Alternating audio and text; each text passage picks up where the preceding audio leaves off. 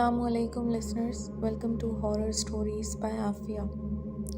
Horror Stories by Afia में आप लोगों का वेलकम करती हूँ। लिसनर्स, आज की कहानी शेयर की है एक ऐसे शख्स ने जिसकी ज़िंदगी एक लम्हे में बदल गई जब इसने एक पुराना, सुनसान और मनहूस घर किराए पर लिया।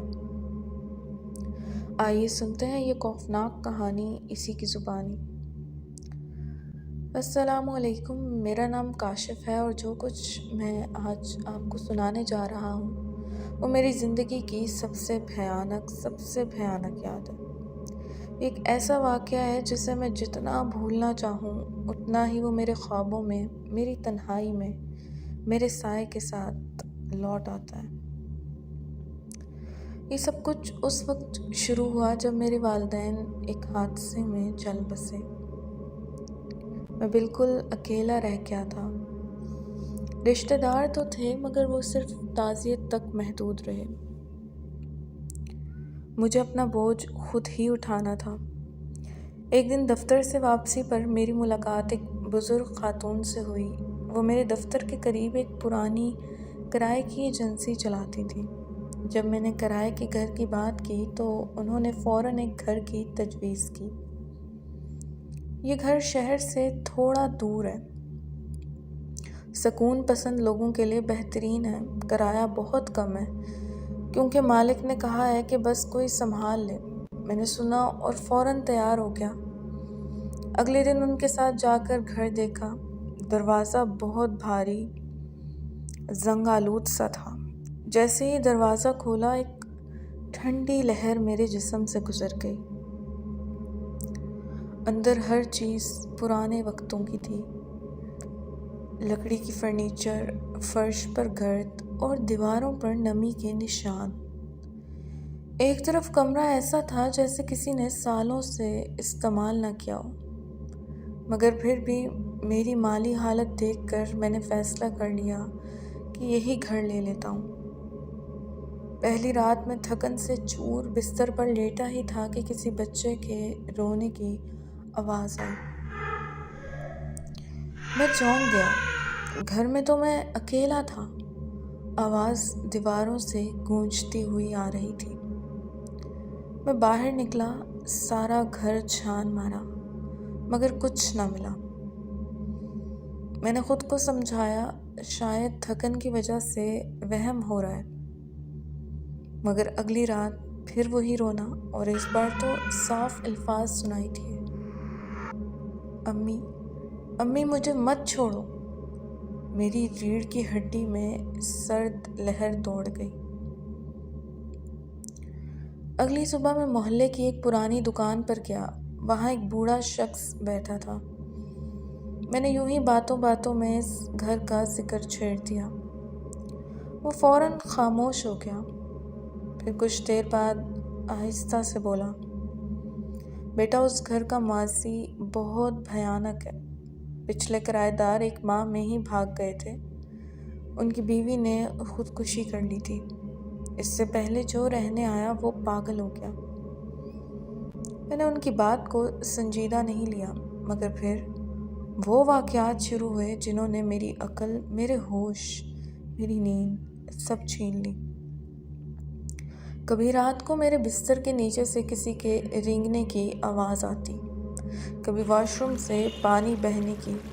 मैं जाकर देखता तो सब कुछ खुश्क होता, दरवाजे खुद ब खुद बंद हो जाते और अक्सर सुबह उठता तो मेरे कमरे में फ़र्श पर गीली छोटी कदमों की निशानियाँ होती, जैसे किसी बच्चे ने चलकर वहाँ खेला हो। एक दिन मैंने फ़ैसला किया कि सब रिकॉर्ड पर लाऊंगा। एक कैमरा लगाया जो पूरी रात कमरे में चलता रहा। सुबह जब वीडियो देखी तो मेरी आंखें फटी की फटी रह गईं। वीडियो में रात के ठीक 3 बजे एक छोटा सा बच्चा कमरे में दाखिल होता है। वो फर्श पर बैठता है, रोता है और फिर अचानक किसी ने उसका हाथ पकड़कर खींच लिया और वो गायब हो गया। अब तो मेरा दिल धड़कना भी भूल चुका था।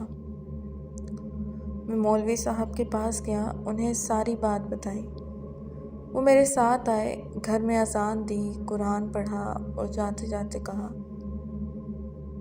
یہ جگہ معمولی نہیں، یہاں قید روحیں ہیں، ان کے ساتھ کچھ ظلم ہوا ہے۔ میں نے کریٹ کر سچ جاننے کی کوشش کی، پرانے اخباروں کی مدد لی، تب جا کر ایک رپورٹ ملی۔ یہ گھر پچھلی دہائی میں خاندان کا تھا، میاں بیوی اور ایک چھوٹی بچی۔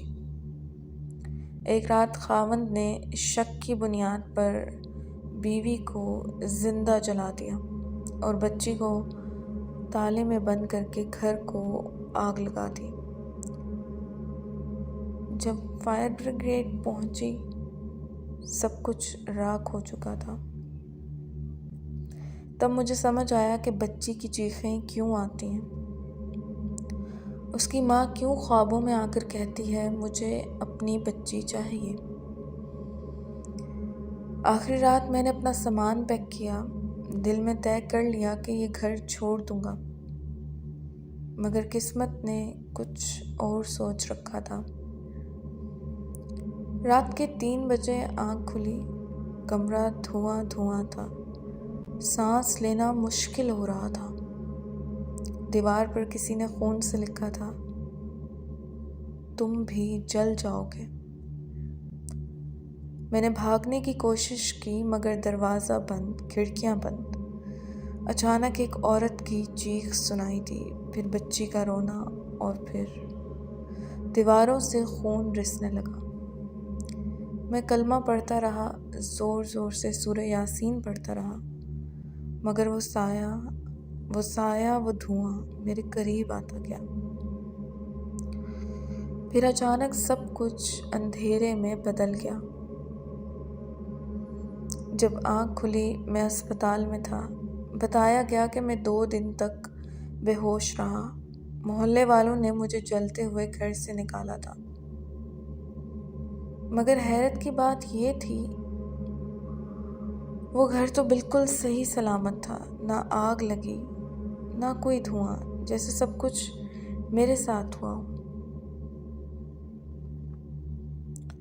ہسپتال سے نکلنے کے بعد میں نے وہ گھر چھوڑ دیا، نیا فلیٹ لیا شہر کے بیچوں بیچ، جہاں روشنی، آواز اور لوگوں کی گہما گہمی ہوتی ہے۔ میں نے سوچا شاید شور مجھے اس خاموشی اور اس کے پیچھے چھپے خوف سے بچا لے گا۔ کچھ دن تو ٹھیک گزرے، نیا ماحول، نیا کمرہ اور نئی زندگی۔ میں نے خود کو مصروف رکھنے کی کوشش کی، مگر پھر ایک رات میں نے خواب دیکھا، وہی بچی، وہی جلے ہوئے چہرے والی عورت، اس بار وہ مجھے ایک بند کمرے میں لے جا رہے تھے۔ عورت نے کہا، ہمیں انصاف چاہیے، اب تمہیں ہمارا دروازہ کھولنا ہوگا۔ میں ہڑبڑا کر جاگا، پسینے میں شرابور۔ خواب کی بات ہوتی تو نظر انداز کر دیتا، لیکن جیسے ہی میں باتھ روم گیا، وہاں آئینے پر خون سے لکھا تھا، ہم واپس آ گئے ہیں۔ یہ کیسے ممکن تھا؟ میں تو اب نئے گھر میں تھا، پر وہ مجھ سے چمٹ چکے تھے۔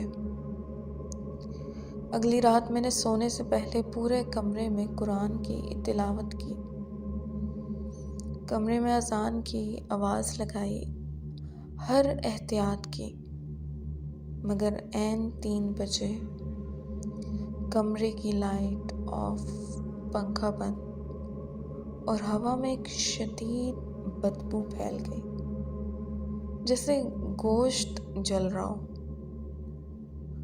تبھی دروازہ زور سے کھلا اور وہ عورت اندر داخل ہوئی، بچی اس کے ساتھ تھی۔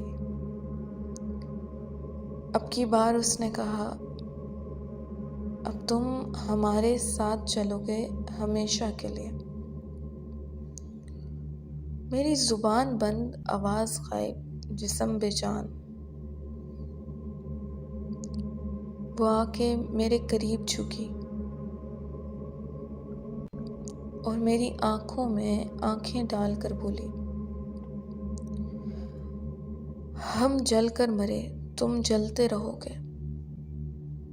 پھر میں نے ایک لرزتا ہوا منظر دیکھا، خود کو اسی پرانے گھر میں ہاتھ بندھے اور آگ میرے چاروں طرف بھڑک رہی تھی، اور وہ دونوں مجھے دیکھ کر ہنس رہے تھے۔ میں کلمہ پڑھتا رہا، چیختا رہا، مگر آواز باہر نہیں نکل رہی تھی۔ پھر اچانک میری آنکھ کھلی، مگر یہ خواب نہ تھا۔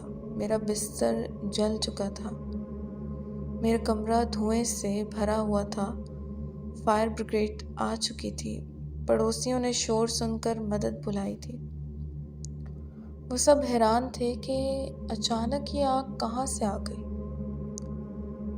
میں نے سب کچھ چھوڑ دیا، نوکری، شہر، اپنا نام، اور ایک دور دراز گاؤں میں آ کر چھپ گیا، جہاں کوئی فون نہیں، انٹرنیٹ نہیں، کچھ نہیں، بس قرآن، توبہ اور آنسو۔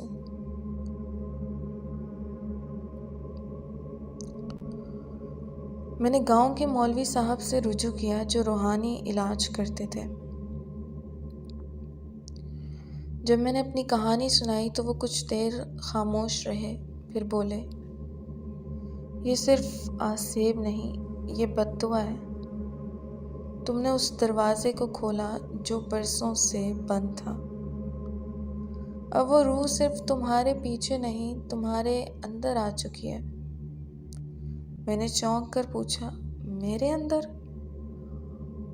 مولوی صاحب نے میرا ماتھا چھوا، کچھ پڑھا اور یکا یک پیچھے ہٹ گئے۔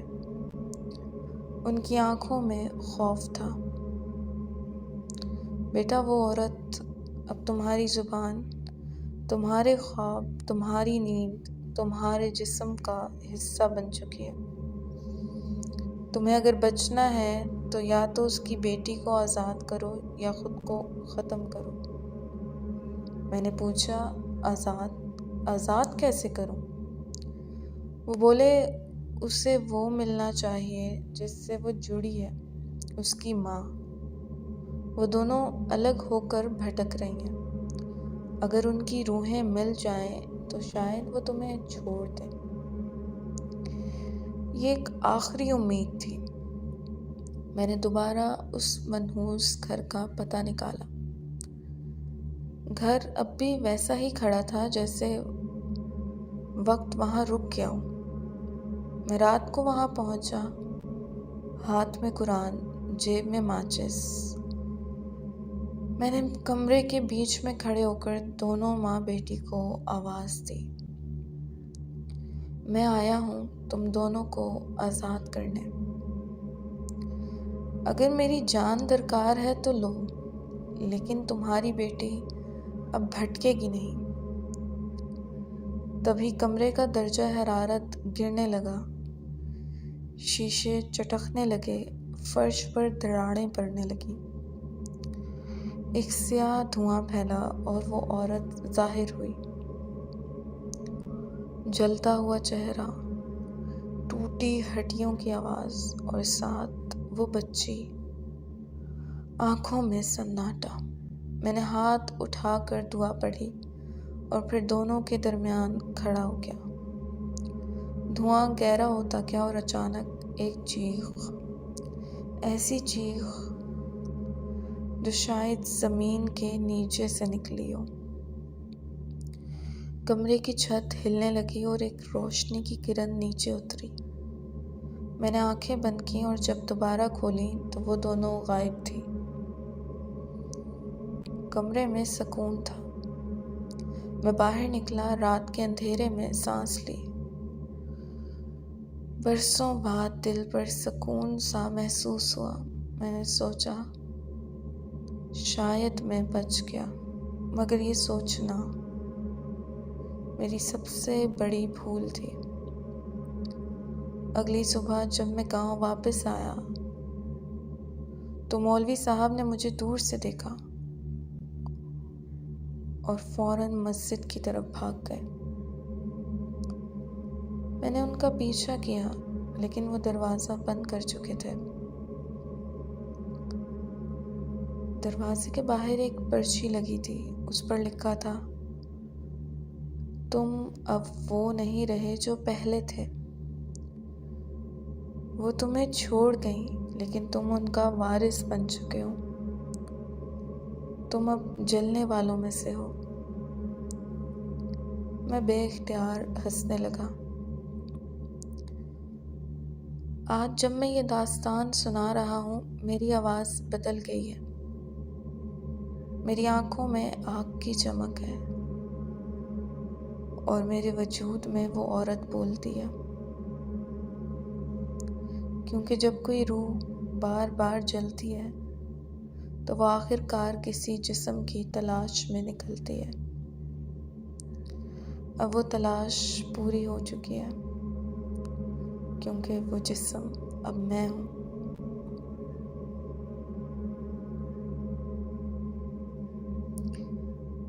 اگر آپ نے یہ کہانی سنی ہے تو اگلی بار جب آپ آئینے میں خود کو دیکھیں تو ذرا غور سے دیکھنا، کہیں آپ کے پیچھے کوئی اور بھی تو نہیں۔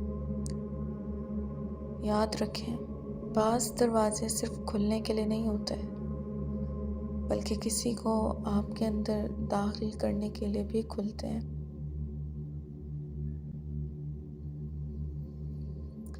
تو لسنرز، یہ تھی آج کی کہانی۔ امید کرتی ہوں اس کہانی کا اختتام آپ کو پسند آیا ہوگا۔ کہانی پسند آئی تو ویڈیو کو لائک اور چینل کو سبسکرائب لازمی کیجیے گا، تاکہ مزید ایسی کہانیاں آپ تک پہنچ سکیں۔ اپنا ڈھیر سارا خیال کیجیے گا، اس ناچیز کو دعاؤں میں یاد رکھیے گا۔ اللہ پاک ہم سب کو ہر قسم کی بلایات اور ناگہانی آفات سے محفوظ رکھے۔ ملتے ہیں پھر نئی کسی کہانی کے ساتھ، تب تک کے لیے فی امان اللہ۔